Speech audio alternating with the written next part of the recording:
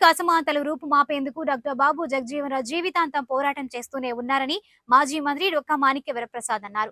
బాబు జగజీవనరావు 38వ వర్ధంతి పురస్కరించుకుని హిందూ కాలేజ్ కూడలిలోని ఆయన విగ్రహానికి పూలమాల వేసి ఘనమైన నివాళులర్పించారు.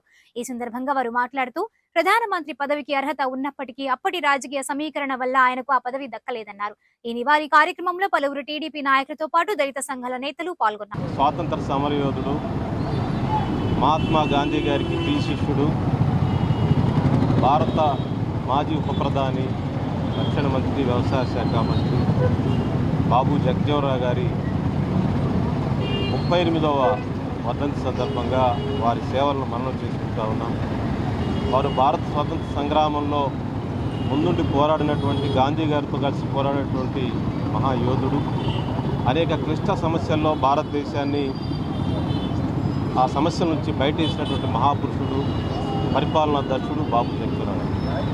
బహుశా భారతదేశంలో 3 సార్లు ప్రధానమంత్రి హోదా తన దగ్గరికి వచ్చి తనకు రావాల్సింది రాలేకపోయింది. ఈ కుల వ్యవస్థ వలన, ఈ అసమానతల వలన ఉన్నాం. మరి మన మాజీ మంత్రివర్యులు డొక్కా మాణిక్య వరప్రసాద్ గారు ఎప్పుడూ చెప్తూ ఉంటారు, బీసీ ఎస్సీలు కలిస్తేనే రాజ్యాధికారంలో భాగంగా మనం ఉంటామని చెప్పేసి. ఆ రోజున మరి జగజ్జీవనరావు గారికే కాదు, ఈ రోజున కూడా అనేకమైనటువంటి ఉన్నతి పదవులు పొందాల్సినటువంటి ఎంతోమంది ఈ కుల వివక్ష వల్ల దూరంగా ఉంటున్నారు.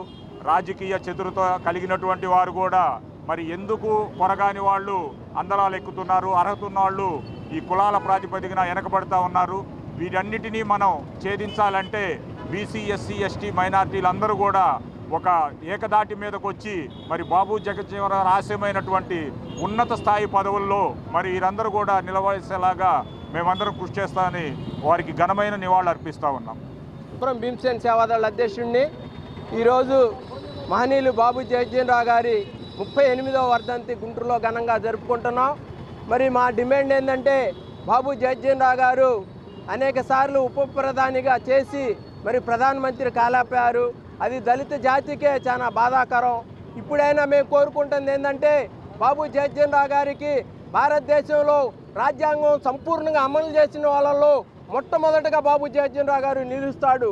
అంత గొప్ప మేధావికి భారత రాజ్యాంగంలో మరి ఏ ఒక్క ఆయనకి బెనిఫిట్ కనిపించకపోగా మరి భారతరత్న ఇవ్వాల్సిందిగా మేము కోరుకుంటున్నామని చెప్పి తెలియపరుస్తున్నాం. భారతరత్న ఇస్తేనే బాబు జగజ్జీవనరావు గారికి సరైన న్యాయం చేసినట్టుగా మేమందరం కూడా గ్రహిస్తామని చెప్పి తెలియపరుస్తున్నాం. జై భీమ్.